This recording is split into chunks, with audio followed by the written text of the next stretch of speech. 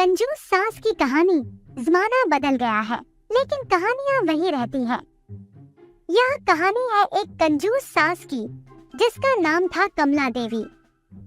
कमला देवी एक छोटे से गांव में रहती थी जहां की सबसे बड़ी हवेली उनकी थी। उसकी अंदर की छतियों में सारी दीवार पैसों से सजाई हुई थी। कमला देवी का चेहरा हमेशा उदास रहता था। उसके चेहरे पर मुस्कुराहट कभी नहीं थी क्योंकि उसका ध्यान सिर्फ और सिर्फ पैसों में था। हर सुबह वह अपने धन को गिनकर देखती और हर रात उसके सपने भी पैसों के बारे में ही होते। उसका बेटा रमेश एक सीधा साधा लड़का था। उसकी शादी हुई थी सुनीता से जिसे वह अपनी प्यारी बहू नहीं मानती थी। सुनीता एक बहुत ही मधुर और समझदार लड़की थी लेकिन कमला देवी को सिर्फ उसकी गरीबी दिखाई देती थी। एक दिन गांव में एक मेला आया। मेला में हर तरह की मस्तियां थी लेकिन कमला देवी का दिल मेले के खिलौने या मीठी चीजों में नहीं था। उसका मन सिर्फ एक ही बात पर था, पैसे बचाना। मेले के एक कोने में एक ज्योतिष बाबा बैठा था जो लोगों के भविष्य बताता था। कमला देवी ने सोचा शायद यह ज्योतिष बाबा मेरी धन की समस्या का समाधान कर सके। उसने बाबा के पास जाकर अपना हाथ दिखाया और पूछा, बाबा जी मेरे धन की स्थिति क्या होगी? ज्योतिष बाबा ने घड़ी देखा और बोला, तुम्हारा धन तो बहुत है लेकिन इसका सही इस्तेमाल नहीं हो रहा है।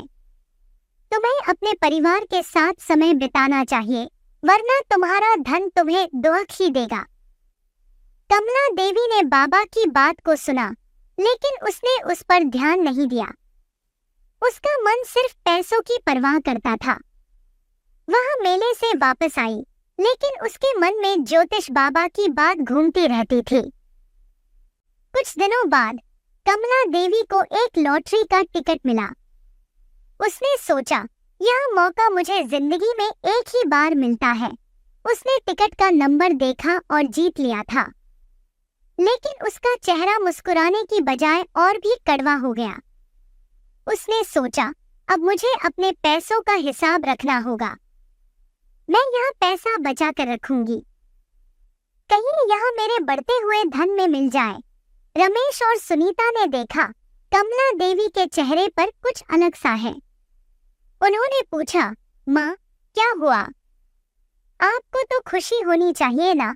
लेकिन कमला देवी ने सिर्फ कहा, हाँ मुझे खुशी है लेकिन अब हमें इस धन को समझदारी से इस्तेमाल करना होगा।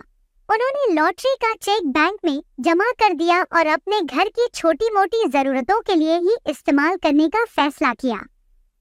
रमेश और सुनीता ने देखा कि कमला देवी ने अब एक नई सोच अपनाई है। उन्होंने उसके साथ मिलकर घर को और भी सुखी बनाने का फैसला किया।